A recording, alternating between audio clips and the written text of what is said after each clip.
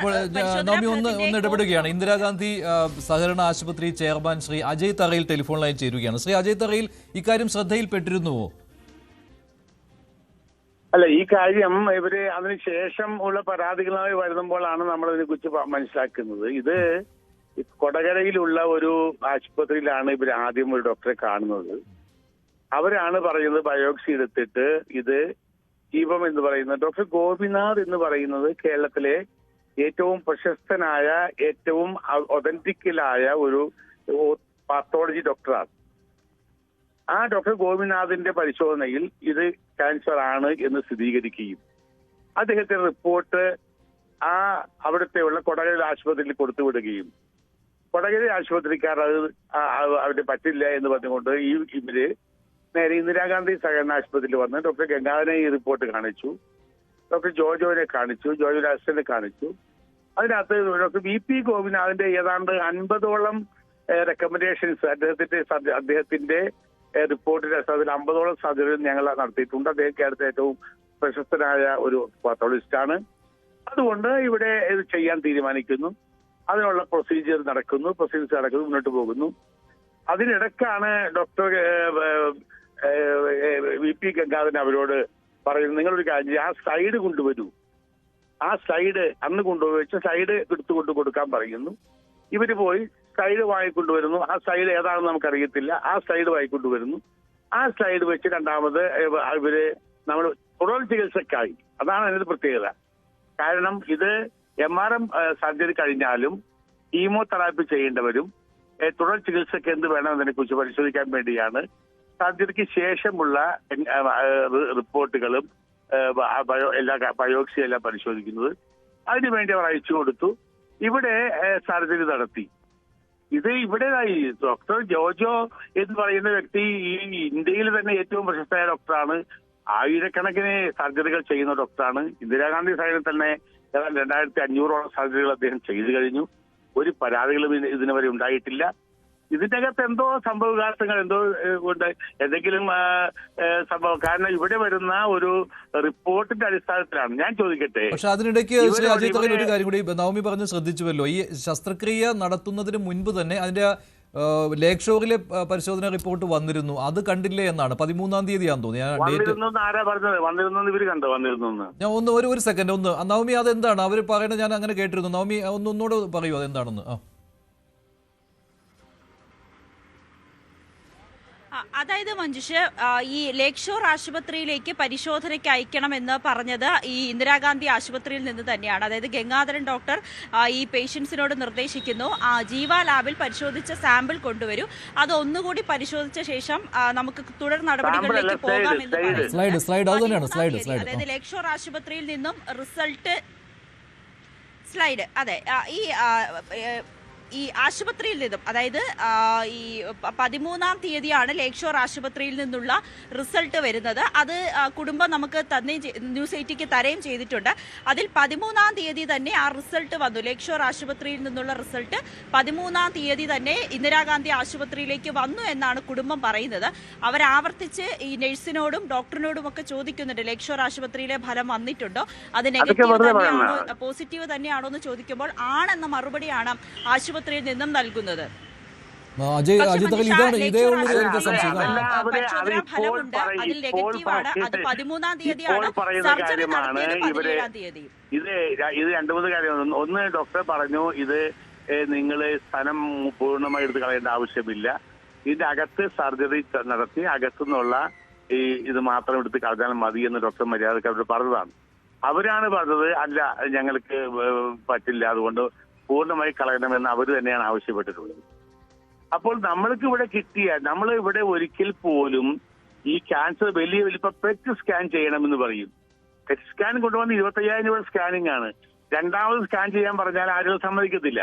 ഒരു ആശുപത്രി. അപ്പൊ ഇവിടെ ഈ ഡോക്ടർ ഗംഗാധരൻ തന്നെ ഇടപെടിക്കുന്ന ഒരു പാത്തോളജിസ്റ്റ് ആണ് ഡോക്ടർ ഗോപിനാഥ്. നിങ്ങൾ അന്വേഷിക്കുക. ഒരു സംശയമില്ല. ജോജോയുടെ കാര്യത്തിലും അങ്ങനെ തന്നെയാണ്, അതൊക്കെ അറിയാവുന്നതാണ്. പക്ഷേ ഈ ഒരു അശ്രദ്ധ അവിടെ വന്നിട്ടുണ്ടോ എന്നാണ് ശ്രീ അജയ്, അത് താങ്കൾ അന്വേഷിക്കുക. ഈ 13-ാം തീയതി അങ്ങനെ റിസൾട്ട് വന്നിട്ടുണ്ടെങ്കിൽ അതിൽ അശ്രദ്ധയാണ്. ഒരു സെക്കൻഡ് 1.5 വർഷം മുമ്പ് നടക്കുകയും അവര് പോലീസിൽ കേസ് കൊടുക്കുകയും അവര് മറ്റേ ഉപഭോക്തൃ സമിതിയിൽ കേസ് കൊടുക്കുകയും ചെയ്ത് കേസ് നടന്നുകൊണ്ടിരിക്കുമ്പോഴാണ് 1.5 വർഷം കഴിയുമ്പോൾ ഇതിനുണ്ടായ ഈ വിഷയത്തിൽ അവരെ വിഷയങ്ങളൊക്കെ കാര്യങ്ങൾ ഗൗരവമായിട്ട് പോയിക്കൊണ്ടിരിക്കുമ്പോൾ ഇപ്പോൾ മീഡിയയുടെ മുമ്പിൽ വരുന്നത് ഡോക്ടർ ജോജോനെ കരുതേച്ച് കാണിക്കാനുള്ള ഏതോ ഒരു ശ്രമം ഒരു ഭാഗത്ത് നടക്കുന്നു. ഇന്ദിരാഗാന്ധി സഹകരണ ആശുപത്രിയിൽ ഈ ഇന്ത്യയിൽ ഇത്രയും ചുരുങ്ങിയ ചെലവിൽ ഇതുപോലെ സർജറി ചെയ്യുന്ന ഒരു ആശുപത്രിയില്ല. അപ്പോൾ ഇതിനകത്ത് ഏതോ സ്വകാര്യ ആശുപത്രികളുടെ കടന്നുകയറ്റത്തിന്റെ പേരിലുണ്ടായിരിക്കുന്ന ഒരു കോൺസ്പിറസിയാണ് എന്ന് ഞങ്ങൾ വ്യക്തമായി വിശ്വസിക്കുകയാണ്. അങ്ങനെ പറഞ്ഞോളൂ, പക്ഷേ ഇതൊന്ന് അന്വേഷിക്കണം. കാരണം അങ്ങനെ ഒരു റിസൾട്ട് വന്നിട്ട് കാണാതെ പോയോ എന്നുള്ളത്. ആ സർജറി ചെയ്തവർക്ക് ക്യാൻസർ ഉണ്ടോ ഇല്ലയോ എന്ന കാര്യത്തിൽ നിങ്ങൾ ബോധ്യപ്പെട്ടുകൊണ്ട് വേണം മുന്നോട്ട് പോകാൻ എന്നുകൂടിയുള്ള ഒരു അർത്ഥത്തിലാണ് എനിക്ക് വെക്കാനുള്ളത്. ഈ ഒരു അശ്രദ്ധ ഉണ്ടോ എന്ന് ഒന്ന് പരിശോധിക്കുക. ശരി, നന്ദി ശ്രീ അജയ് തറയിൽ. നവമി, ഇദ്ദേഹം അജയ് തറയിൽ ചെയർമാൻ പറയുന്നത് ഇക്കാര്യമാണല്ലോ, ഇത് നേരത്തെ ഇത് ഉയർന്നു വന്നതാണ്, പക്ഷേ ഇപ്പോൾ ഡോക്ടർമാരെ കരിവാരി തേക്കുവാനാണെന്ന്. പക്ഷെ അങ്ങനെ അല്ലല്ലോ. ആ ഒരു 13-ാം തീയതിയിലത്തെ ഫലം അത് കണ്ടിട്ടില്ല എന്നുള്ളത് ഈ സംഭവത്തിന്റെ ഗൗരവം കൂട്ടുന്നുണ്ടല്ലോ.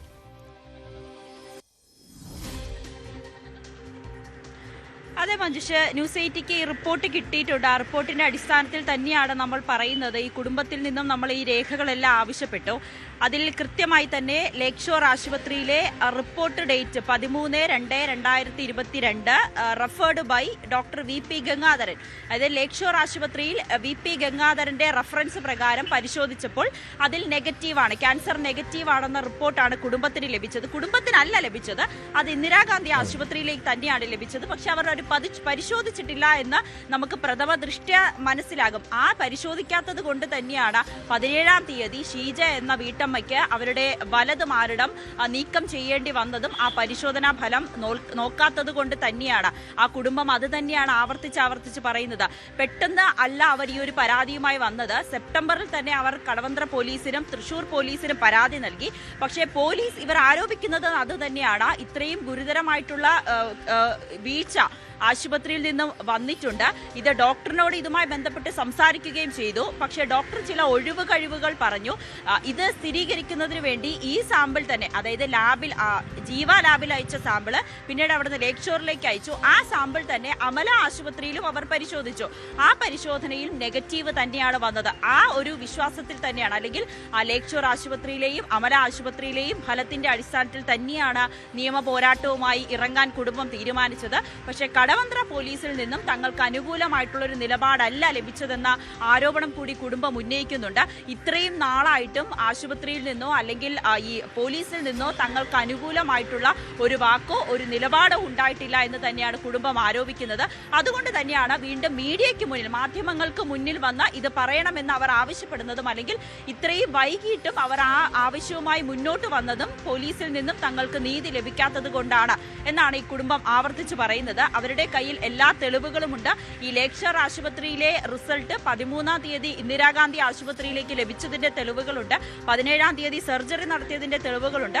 അതിനുശേഷം ഇവർ VP ഗംഗാധരൻ ഡോക്ടറിനെ കാണിച്ചിരുന്നു. ഇതിൽ പറയുന്നത് ഈ ക്യാൻസർ ഞങ്ങൾക്ക് ഇല്ലല്ലോ എന്നുള്ളൊരു റിസൾട്ട് ആണല്ലോ വന്നതെന്ന് ചോദിക്കുമ്പോൾ പോലും ഡോക്ടർ പറയുന്നത് അത് ജീവ ആശുപത്രിയിൽ ലബോറട്ടറിയിലെ റിസൾട്ടിൽ പോസിറ്റീവ് ആണല്ലോ, അത് എങ്ങനെയെങ്കിലും ഒന്നുകൂടി പരിശോധിക്കാമെന്ന് മാത്രം പറയുന്നതല്ലാതെ കുടുംബത്തിനെ ഒന്ന് ആശ്വസിപ്പിക്കാൻ പോലും ഇവരാരും തന്നെ തയ്യാറായില്ല എന്നാണ് പറയുന്നത്.